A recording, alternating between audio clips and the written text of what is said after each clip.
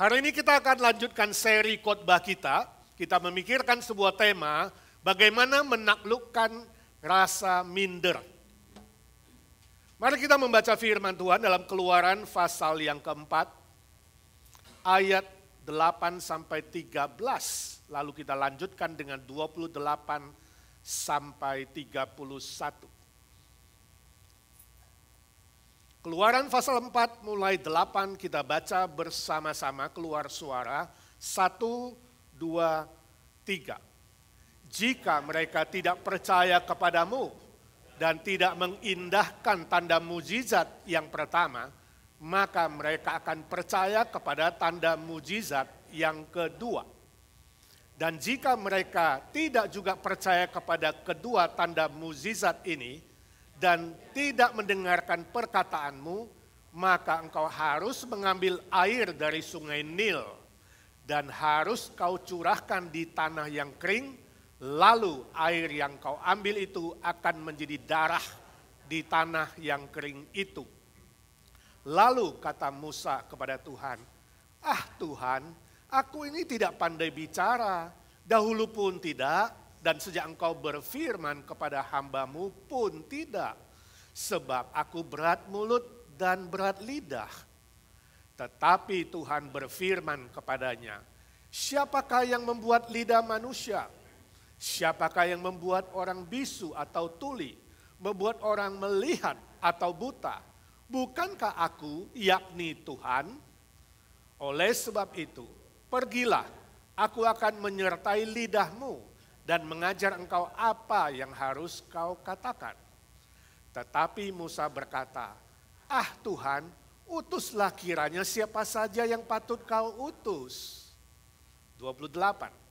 Kemudian Musa memberitahukan kepada Harun segala firman Tuhan yang disuruhkan kepadanya untuk disampaikan dan segala tanda mujizat yang diperintahkannya kepadanya untuk dibuat. Lalu pergilah Musa beserta Harun dan mereka mengumpulkan semua tua-tua Israel. Harun mengucapkan segala firman yang telah diucapkan Tuhan kepada Musa, serta membuat di depan bangsa itu tanda-tanda mujizat itu. Lalu percayalah bangsa itu, dan ketika mereka mendengar bahwa Tuhan telah mengindahkan orang Israel dan telah melihat kesengsaraan mereka, maka berlututlah mereka dan sujud menyembah.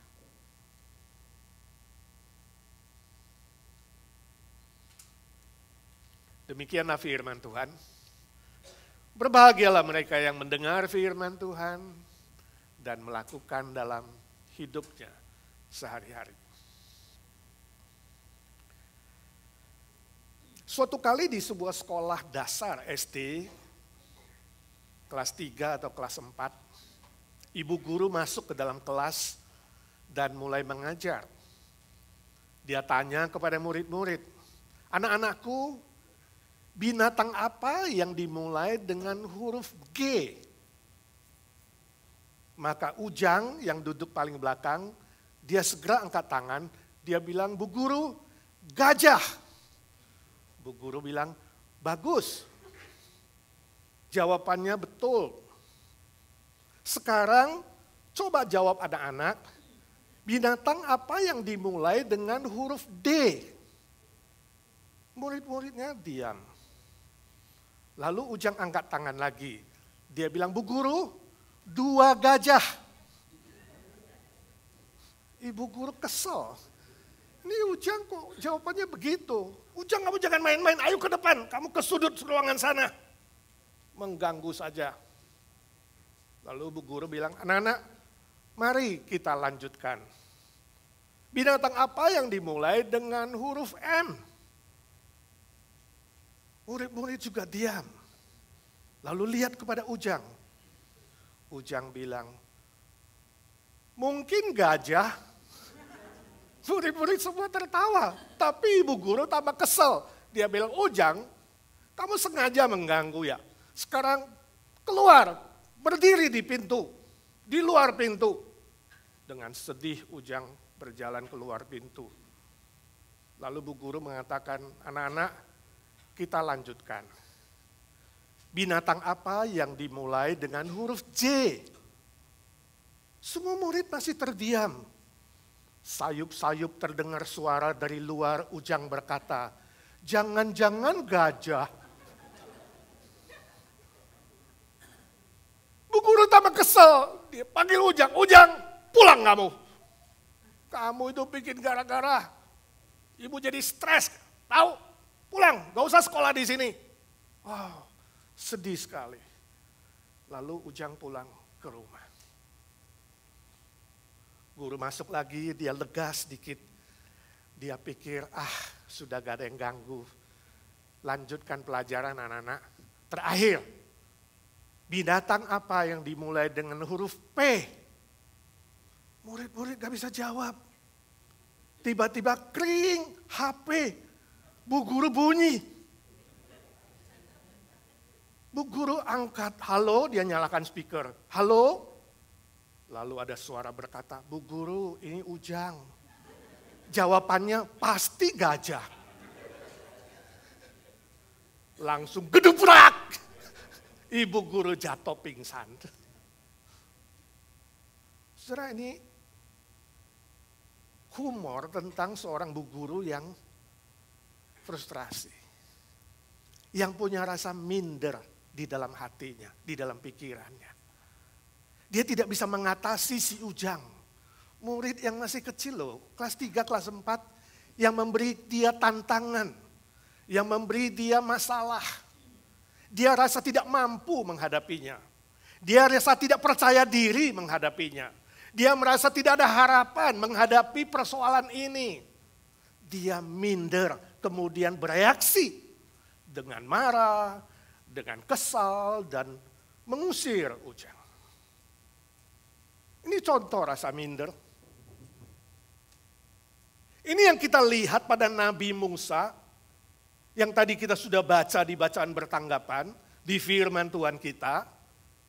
Musa mengalami rasa minder ketika Tuhan memanggilnya, ayo Musa, balik ke Mesir. Pimpin Israel itu keluar dari Mesir. Mereka diperbudak ratusan tahun, kasihan, saya sudah melihat sengsara mereka. Musa takut. Musa rasa tidak mampu. Dia rasa dia gak berkecukupan untuk memimpin. Lalu dia cari alasan. Dia menolak panggilan Tuhan. Dia menolak diutus Tuhan. Dia khawatir, dia takut, dia menolak dirinya. Menghina dirinya, merendahkan dirinya. Itu rasa minder. Saudaraku, apakah hari ini engkau pun memiliki perasaan dan pikiran seperti itu? Apa sih rasa minder? Menurut definisinya secara psikologis, rasa minder diartikan sebagai pikiran dan emosi yang merasa kurang aman, kurang mampu, kurang cukup, kurang siap. Perasaan ini lahir dari kondisi yang sungguh-sungguh aktual, memang terjadi seperti itu. Atau kadangkala kondisi yang tidak aktual, artinya hanya dalam imajinasi seseorang bisa merasa, kayaknya aku gak bisa, aku gak mampu, ya, aku gak kuat. Perasaan, kadang-kadang hanya imajinasi, kadang-kadang aktual, secara fisik, juga secara mental. Itu rasa minder. Secara alkitabiah apa? Secara alkitabiah rasa minder adalah akibat dari rasa bersalah.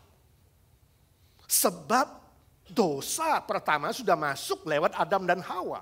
Salah satu akibat dari dosa pertama adalah rasa bersalah. Lalu mulai mengecilkan diri sendiri. Merendahkan diri sendiri. Lalu menghasilkan takut dan khawatir. Dan tidak layak di hadapan Tuhan. Tidak pantas di hadapan Tuhan. Dan tidak layak di hadapan manusia. Nah, tanda-tanda orang yang minder itu gimana? Orang yang minder itu pikirannya selalu negatif. Gak mungkin lah, gak bisa lah, orang lain aja. Orang lain lebih baik dari aku kok. Pikirannya negatif. Perasaannya gak aman, takut, was-was, ragu. menghina dirinya, mengejek dirinya, merendahkan dirinya dari yang seaktualnya. Tidak bisa menerima pujian. Kalau orang puji, kasih semangat. Enggak kok. Saudara begitu enggak? Masakannya enak loh. Enggak lah. Itu aja sambil masak ngantuk juga. Orang Indonesia, ya kan? Nyanyinya bagus loh. Enggak lah, ya kan?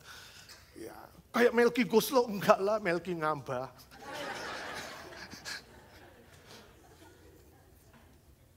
Enggak bisa terima pujian. Dia merasa dirinya enggak pantas, enggak layak. Cepat tersinggung, menolak kalau ada tugas baru. Menolak kalau ada tantangan baru, ada kesulitan baru. Langsung rasanya, aduh, menyerah aja deh. Apakah saudara memiliki perasaan seperti itu? Apakah saudara memiliki pikiran seperti itu? Nah, situasi dan kondisi Nabi Musa itu adalah rasa minder yang aktual. Dia benar-benar mengalami itu. Dan kejadian-kejadian masa lalu memang membuat dia trauma. Dia membunuh orang Mesir. Lalu ketahuan sama Firaun. Firaun mencarinya, dia harus melarikan diri. Dia jadi pelarian di tanah Midian.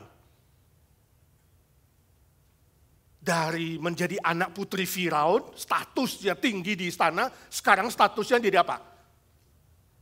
Pelarian. Hidup mewah, sekarang hidup sederhana, jaga domba. Dari rame-rame di Mesir, sekarang kesepian. Perubahan yang luar biasa. Dan di Midian itu saudara, 40 tahun, sepertiga dari hidupnya. Bayangkan kalau saudara umur 60 seperti saya, 20 tahun hidup sendiri, pelarian, gak punya apa-apa, kira-kira minder gak sih? Ini loh Musa aktual, ya, minder yang aktual. Dia rasa sedih, dia rasa gak layak ketika Tuhan memberikan dia tantangan itu, memberikan dia tugas yang baru. Dia rasa aku sudah terbuang Tuhan, aku sudah 40 tahun terbuang. Semua cita-citaku habis. Harapanku sudah tidak ada Tuhan. Ini perasaan dari Musa. Sebab itu Keluaran pasal 3 yang tadi kita baca di bacaan bertanggapan, dia mengatakan, gak mungkin orang Israel gak bakal percaya sama saya kalau saya bilang saya diutus Tuhan. Tuhan meyakinkan dia, aku menyertaimu. Siapa namamu Tuhan? Aku adalah aku, artinya apa? Aku selalu ada. Membuat yang tidak ada jadi ada. Aku adalah aku, jangan khawatir.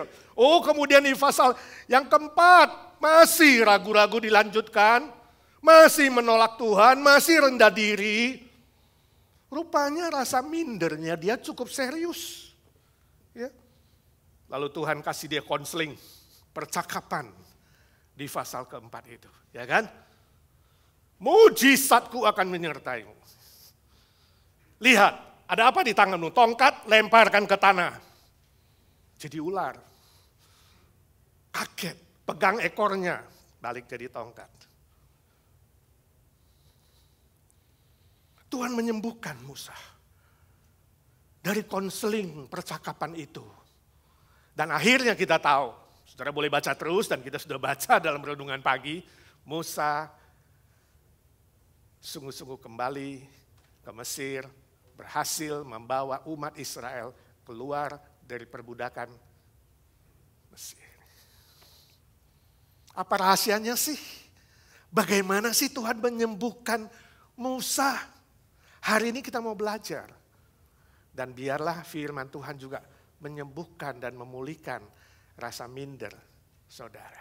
Yang pertama, percaya kepada mujizat Tuhan. Ini rahasia pertama.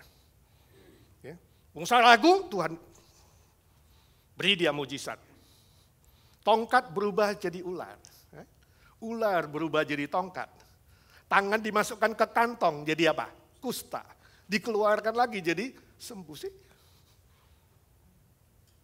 Tuhan adalah Tuhan yang maha ajaib. yang bisa melakukan mujizat. Kalau mereka tidak percaya dua mujizat itu, ambil air sungai Nil, lemparkan ke tanah kering, maka air itu berubah jadi darah. Tuhan mau ajarkan kepada Musa bahwa Tuhan pencipta langit bumi itu maha kuasa, maha ajaib, maha mujizat. Yang melampaui pikirannya, yang takut, yang gentar. Yang melampaui perasaannya, yang rasa gak cukup, rasa minder, kecewa, dan tidak mampu. Melampaui pengalamannya yang trauma, pelarian. Mujizat kuasa Tuhan melampaui segala-galanya. Ini yang mau diajarkan Tuhan kepada Musa. Dan Musa menerima itu. Dia percaya. Dan kemudian akhirnya dia dipulihkan. Dia berangkat ke Mesir. Sebab itu 28 dan 31 Musa mencari Harun.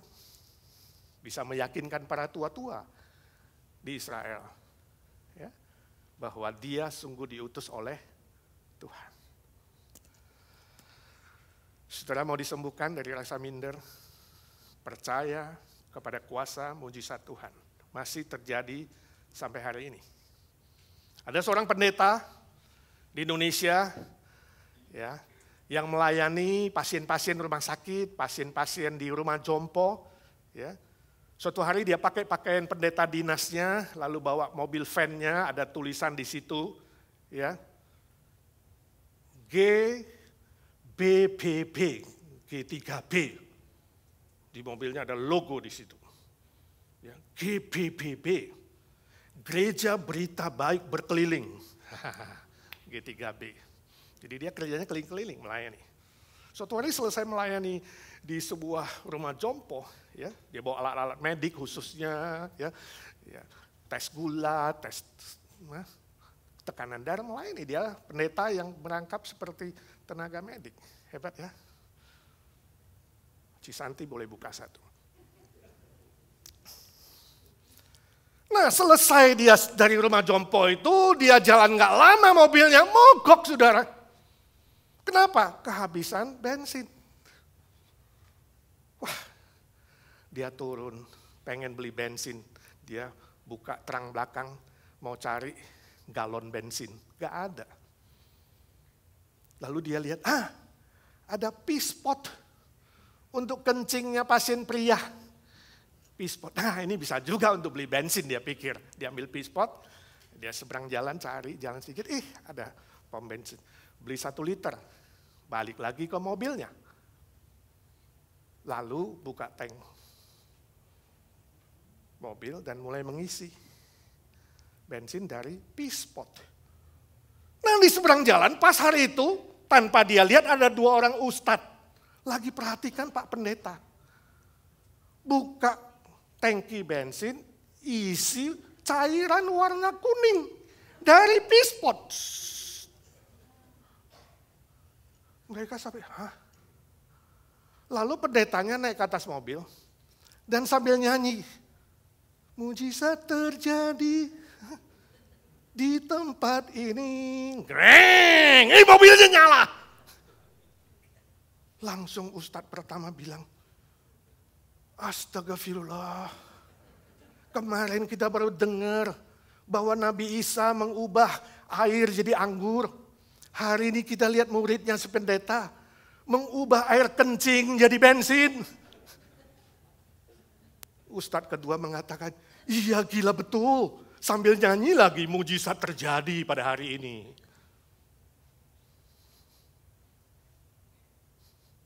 Ini humor, saudara.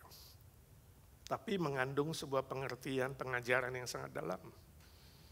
Allah kita, Tuhan kita Yesus Kristus adalah Allah yang maha kuasa, maha ajaib, amin. Yang sanggup melakukan mujizat di zaman ini. Dia tidak berubah dari dulu, sekarang dan selamanya. Itu rahasianya. Kalau saudara mau disembuhkan dari rasa minder, percaya kuasa mujizat Tuhan. Amin. Itu yang dipegang oleh Musa. Kalau Tuhan Yesus bisa mengubah air menjadi anggur. 5 roti 2 ikan bisa mengenyangkan 5.000 orang. Dan berbagai mujizat lainnya, yang buta melihat, yang tuli mendengar, yang kusta disembuhkan. Tuhan pasti bisa menyembuhkan rasa mindermu. Amin. Saudara jadi percaya diri, menyembuhkan ketakutanmu, menjadi berani menghadapi masa depan. Kelemahanmu diubah menjadi kekuatan di dalam Tuhan. Pegang itu baik-baik. Rasa mindermu akan disembuhkan dan dipulihkan. Saudara percaya? Mujizat masih terjadi? Tapi apakah saudara menunggu kalau ada mujizat baru mau percaya atau percaya dulu? Sebenarnya mujizat yang terbesar dari Tuhan adalah apa? Kematiannya di atas kayu salib. Itu mujizat kalau Tuhan Yesus mau turun. Mati di atas kayu salib buat kita, itu mujizat terbesar. Masakan Allah mau gantikan kita. Lalu dia bangkit pada hari yang ketiga. Oh, ini mujizat terbesar. Kalau tidak ada mujizat lain, hanya dua ini saja, salib dan kebangkitan, cukupkah? Halo? Lebih dari cukup. Untuk menguatkan imanmu bahwa Tuhan pasti menyertaimu, pasti memberkatimu, pasti akan menyembuhkanmu. Amin? Setuju? Yang kedua, serahkan diri kepada Tuhan. Ayat ke-10, Musa masih cari alasan. Tuhan, aku gak pandai bicara, gagu. Kalau ngomong itu, aduh, belepotan. Ya. Kagok. Gak bisa ngomong. Lalu ayat 13, Tuhan utus sajalah orang lain. Orang lain aja Tuhan. Jadi dia masih negosiasi, masih menolak. Saudara pernah gitu gak? Orang lain aja lah. Aku pokoknya D7 aja. Tahu D7? Datang, duduk, diam, dengar, doa, dana, dah.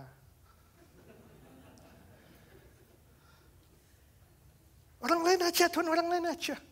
Rasa minder membuat Musa merasa gak layak melayani pekerjaan Tuhan. Gak layak jadi nabi. Gak layak diutus Tuhan. Dia rasa gak mampu, takut, khawatir, gentar, ragu. Menolak diri sendiri, menolak panggilan Tuhan. Dan menolak utusan Tuhan yang sangat-sangat mulia. Lalu Tuhan meyakinkan Musa. Tuhan bilang, siapa yang ciptakan lidah? Siapa yang ciptakan segala sesuatu? Tuhan adalah sumber segala sesuatu. Itu konselingnya. Sumber segala sesuatu, kamu butuh apa? Butuh keberanian, aku kasih keberanian. Butuh bicara, aku kasih bicara. Lidahmu kagok, aku berkati lidahmu. Bahkan aku tambahkan Harun kakakmu jadi juru bicaramu. See? Tuhan provide everything. Dia cukupkan segala-galanya. Sebab dia adalah sumber segala-galanya. Ini yang mau diajarkan Musa. Diajarkan Tuhan kepada Musa. Supaya dia tahu. Ya, bukan mengandalkan diri. Mengandalkan Tuhan sumber segala sesuatu. Walaupun dia ada kelemahan. Walaupun ada keterbatasan. Walaupun ada trauma. Walaupun pelarian. Tuhan bisa pakai siapa saja. Jangan merasa aku gak layak. Kalau bilang gak layak, gak ada yang layak satupun, betul? Tapi kalau Tuhan mau pakai, siapa saja bisa dipakai oleh Tuhan. Terlepas dari kekurangan dan kelemahan yang ada. Kuncinya apa? Menyerahkan diri kepada Tuhan. Jadi harus diubah mentalnya, harus diubah spiritnya, harus diubah hatinya. Dari menolak diri menjadi menerima diri. Jadi dari membuang diri jadi menyerahkan diri kepada Tuhan. Serahkan diri kepada Tuhan. Dan akhirnya Musa lakukan, dia berserah. Setelah 5 kali menolak, akhirnya dia menyerah dan berserah. Dan Tuhan pakai dia menjadi pemimpin Israel yang besar, yang terkenal. Nabi besar dari orang Israel. Saya ingat salah satu dosen saya, hebat waktu dia ngajar. Sering pimpin KKR, waktu itu saya sekolah di Malang, salah satu dosen saya. Kalau dia gak cerita, kita gak tahu. Ternyata dulu itu sama, kayak Musa. Kalau bicara itu, kagok gitu ya. Saudara-saudara. Dia gagap.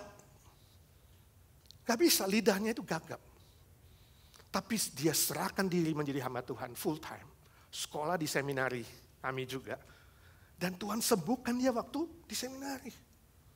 Jadi waktu saya masuk dia jadi dosen, wah ngomongnya sudah lancar. Dosen yang terkenal, pimpin KKR keliling di mana-mana. Dan bukan dia saja, ada beberapa alumni juga kesaksian dulunya kagok. Gagap kalau ngomong, saudara-saudara, Tuhan sembuhkan. Tuhan bisa pakai. Jadi jangan merasa minder kalau ada kekurangan. Tuhan sumber segala sesuatu bisa mengubah saudara jadi baru. Disembuhkan, dipulihkan. Ada lagunya kan? Aku berubah, sungguh ku berubah, waktuku serahkan semua. Waktu kita menyerahkan semuanya, Tuhan mengubah. Tuhan ingatkan Musa, kamu unik. Aku menciptakan semua manusia unik, spesial, gak ada seperti kamu. Gak usah banding-bandingkan dengan orang lain. Gak usah merasa tidak layak kalau Tuhan mau pakai. Sebab semua manusia itu unik dan spesial. Saudara rasa itu gak? Lihat sidik jarimu. Lihat garis tanganmu. Lihat kornea matamu. Sama gak dengan orang lain? Jangankan itu, hidungnya juga sama, mata aja gak sama, betul gak? Anak kembar saja, anak kembar itu dari satu sel, sudah tahu gak? Selnya sama, membelah dua. Sel yang sama, anak kembar itu beda loh. Beda gak? Beda. Artinya apa? Kamu cuma ada satu di dunia ini. Special edition, the only edition. Nah, mulai menghargai diri, mulai menerima diri. Mulai bangga dengan ciptaan Tuhan. Tuhan, aku bangga kepadamu. Kau ciptakan aku seperti ini. Walaupun orang bilang jelek, dekil. Di matamu aku spesial Tuhan. See? Mulai punya perasaan seperti itu. Dan kemudian saudara serahkan dirimu kepada Tuhan. Tuhan bisa pakai dengan heran sesuai kehendaknya. Francis Schaeffer, seorang penulis buku yang terkenal, seorang teolog, seorang dosen juga. Ya, dia pernah menulis buku berjudul No Little People. Tidak ada manusia yang kecil di hadapan Tuhan. Itu intinya. Dia kutip salah satu cerita Alkitab, yaitu Daud yang masih remaja. Saudara tahu Daud? Yang pernah ke Sunday School tahu cerita Daud perjanjian lama. Seorang anak yang masih remaja, gembala domba. Ya, dia percaya kepada Tuhan dengan mantap. Seringkali dia membela dombanya, mengalahkan singa, macan, serigala. Suatu kali bangsa Israel harus menghadapi Goliat, pasukan Filistin yang gagah berani itu. Dia mengunjungi kakaknya yang jadi pasukan. Semuanya gemeteran, takut, minder, gak berani maju. Raja Saul pun sama. Daud datang, dia menawarkan diri. Ketika semua minder dan takut, dia bilang, saya mau melawan Goliat. Raksasa itu. Sebab dia percaya diri. Percaya dirinya lahir dari percaya Tuhan. Ya, dia menyerahkan hidupnya dan dirinya kepada Tuhan setiap hari. Dia punya pandangan yang berbeda, teologi yang berbeda ketika pasukan-pasukan Israel melihat, ih gede banget ini raksasa. Bukan orang Bali, ih gede banget. Takut kalau lihat besar. Kalau Daud lihatnya, ih gede banget, gue ketapel juga langsung kena. Sasarannya besar, betul gak? Macan aja kecil kena kok, serigala kecil kena, ini lebih gede. Gampang. Dia lawat. Gak perlu pakai pakaian baja, gak perlu pakai pedang. Apa yang Tuhan titipkan kepada dia hanya ketapel dan batu saja. Tuhan bisa pakai. Singkat cerita, Daud mengalahkan Goliat hanya sekali ketapel. Langsung kena. Sebab dia melawan Goliat dengan nama Tuhan. Dia berserah kepada Tuhan. Dia berkata, engkau datang kepadaku dengan pedang, aku datang kepadamu dengan nama Tuhan. Oh, Goliat mati. Dan pasukan Israel kemudian dipulihkan. Dari takut jadi berani. Dari minder jadi percaya diri. Mereka keluar semua melawan Filistin dan menang. Ketika menyerahkan diri kepada Tuhan. Dia yang bertindak. Tuhan yang bertindak untukmu. Dan kau akan sukses dan berhasil. Saudaraku, tidak ada manusia yang kecil di hadapan Tuhan. Siapapun kau hari ini. Tuhan bisa pakai. Untuk kemuliaannya, untuk menjadi berkat bagi orang lain. Menjadi luar biasa. Asal saudara mau menyerahkan diri kepada Tuhan. Jangan fokus kepada masalah. Oh, terlalu besar. Tuhan lebih besar. Fokus kepada Tuhan. Serahkan dirimu kepada Tuhan. Yang ketiga, yang terakhir, siap melangkah ke depan. Kalau hanya percaya dalam hati dan pikiran, kalau bertekad dari hati mau berserah, ya, tapi gak ada tindakan, percuma. Jadi percaya, berserah harus ditambah dengan apa? Siap melangkah ke depan. Kenapa melangkah ke depan? Sebab rasa minder membuatmu melangkah ke belakang. Minder menghasilkan mundur. 1, 2, 3. Minder menghasilkan mundur. Jadi jangan minder. Kalau saudara minder, saudara mundur. Makin merosot. Itu yang terjadi pada Musa. Hubungan dia dengan dirinya sendiri merosot. Hubungan dengan Tuhan merosot. Hubungan dengan manusia merosot. Talentanya tidak berguna. Ya. Hidupnya rasa sia-sia. Hidupnya mundur. Itu yang terjadi pada Musa. Tapi kini setelah dikonseling oleh Tuhan, dia siap melangkah ke depan. Maju ke depan. Sudah lihat misalnya ayat 15, dia segera pergi kepada mertuanya, pamit. Papi, gue mau balik ke Mesir. See? Action. Langkah ke depan. Dia bawa keluarganya. Dia segera menemui Harun, kakaknya percaya. Dia bertemu dengan para tua-tua percaya. Dia meyakinkan orang Israel percaya sih, maju. Lalu dia bertemu dengan Firaun berulang-ulang. Dia tidak takut lagi ancaman. Dia tidak takut lagi kesulitan.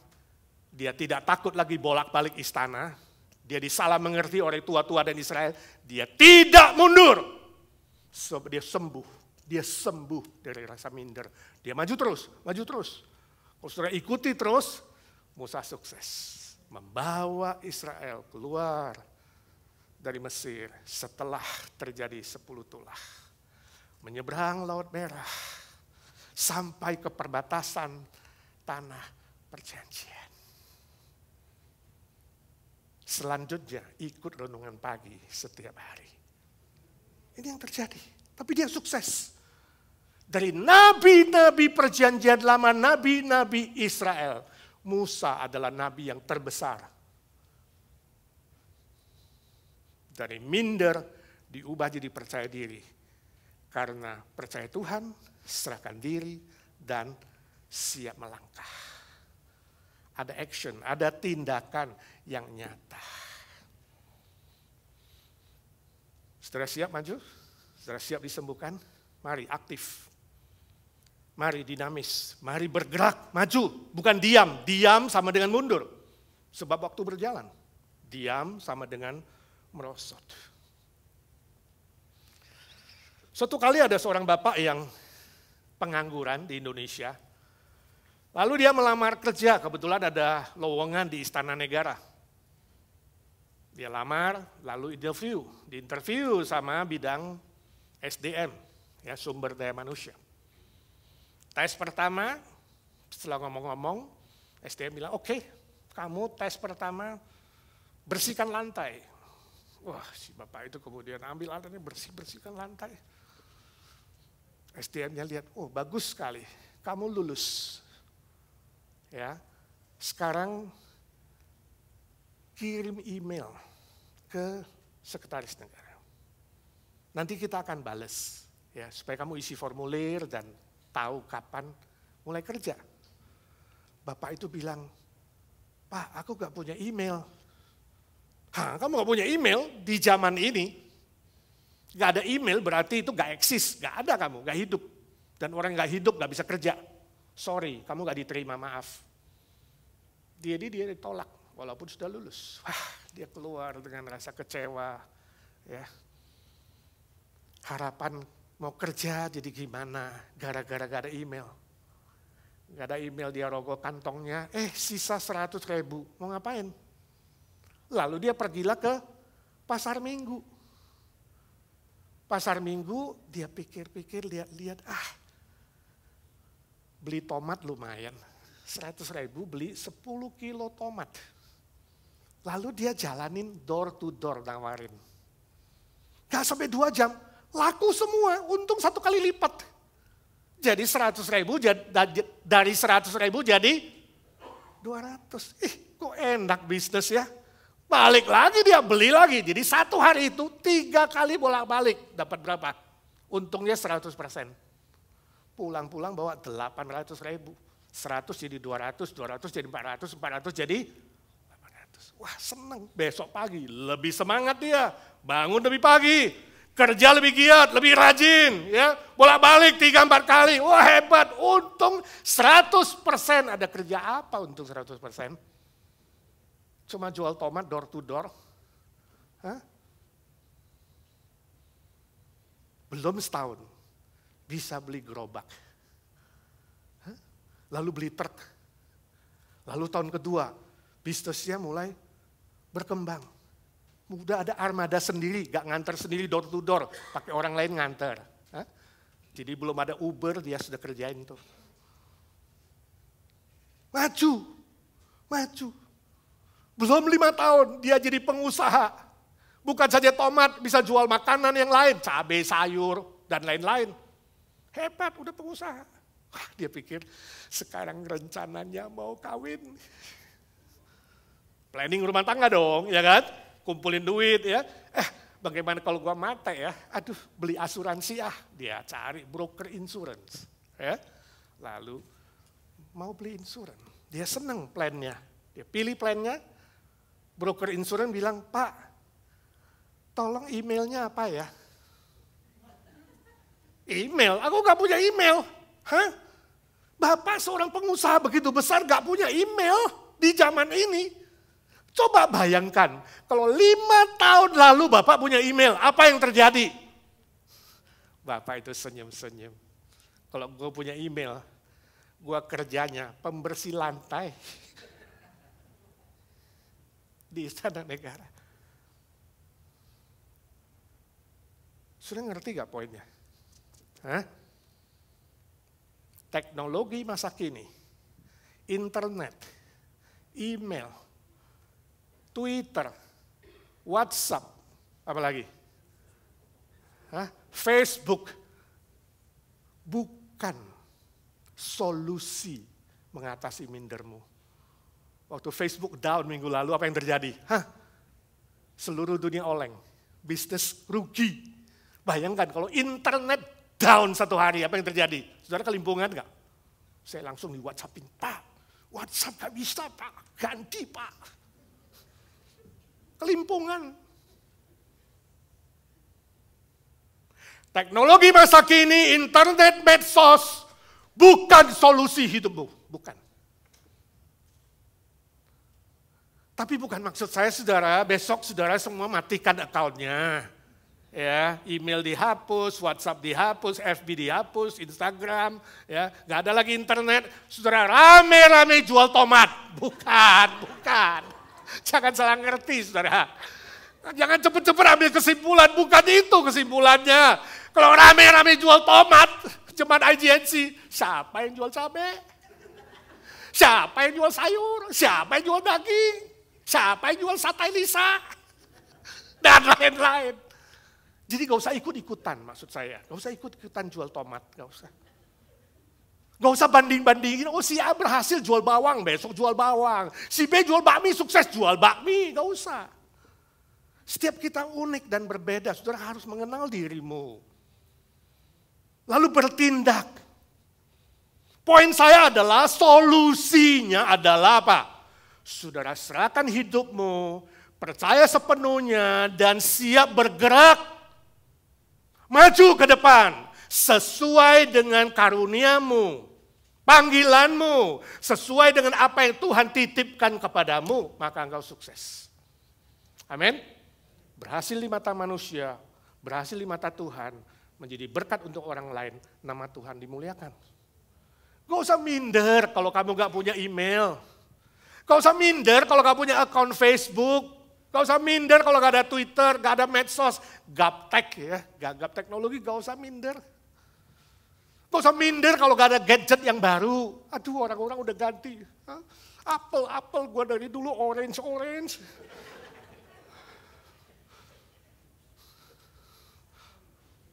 Gak usah minder kalau gak ada ijazah.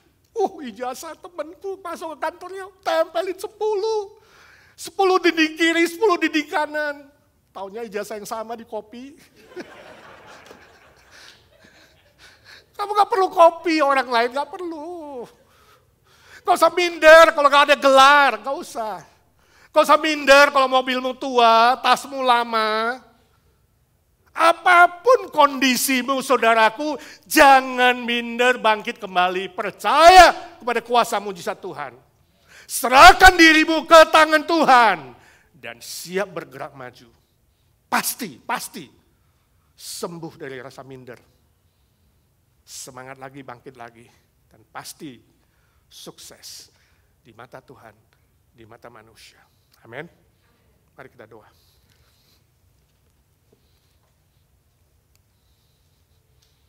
Ya Tuhan, suara hamba-Mu sudah berhenti. Biarlah suara Roh Kudus terus mengiang-iang, berbisik-bisik di pikiran, di hati kami. Pulihkan setiap kami satu persatu Tuhan, dengan pergumulan masing-masing Kau yang tahu. Ubah kami menjadi ciptaan yang baru. Sebab di dalam Engkau ya Tuhan Yesus, kami semua dijadikan baru. Yang takut diubah jadi berani, yang minder jadi percaya diri, yang lemah dikuatkan, yang sakit disembuhkan. Supaya nama-Mu dimuliakan, ditinggikan, diberitakan. Dan banyak orang boleh diberkati, pakai hidup kami Tuhan. Kami sekali lagi persembahkan hidup kami di mezbah-Mu. Terima kasih Tuhan, terima kasih. Kau menjamah setiap hati.